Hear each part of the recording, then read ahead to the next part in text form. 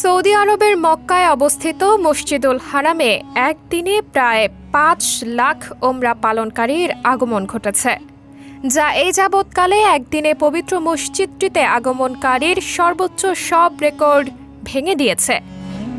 ৬ March ২০২৫ মক্কার পবিত্র এই মসজিদে এক ঐতিহাসিক মুহূর্তের সাক্ষী হল বিশ্ব। সৌদি কর্তৃপক্ষ এই সাফল্যের কৃতিত্ব দিয়েছেন অত্যাধুনিক এআই চালিত ভিড় ব্যবস্থাপনা প্রযুক্তি ও রিয়েল টাইম সেন্সর ডেটার ব্যবহারকে, যা মসজিদের গুরুত্বপূর্ণ স্থান বিশেষ করে মাতাফ ও সাইয়ের পথকে সুশৃঙ্খলভাবে পরিচালনা করছে বলে জানা যায়।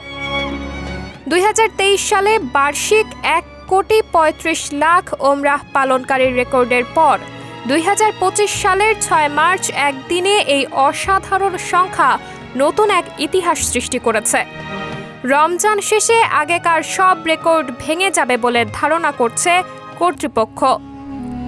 এক বর্ণনা মতে রমজানের ওমরাহ নবীজির সঙ্গে হজের মতো, এজন্য সারা বিশ্ব থেকে মুসলিমরা রমজানে ওমরাহ পালনে ছুটে আসেন সৌদি আরবের মক্কায়।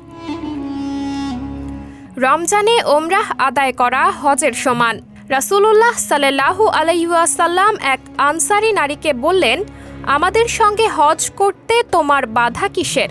মহিলা বলল, আমাদের একটি পানি বহনকারী উট ছিল, কিন্তু তাতে মহিলার স্বামী ও ছেলে আরোহণ করে চলে গেছে, আর আমাদের জন্য রেখে গেছেন পানি বহনকারী আরেকটি উট, যা দ্বারা আমরা পানি বহন করে থাকি।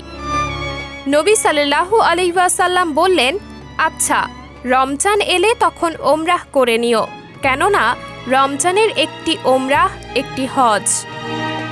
সাবরিনা জলিল, সবার কথা।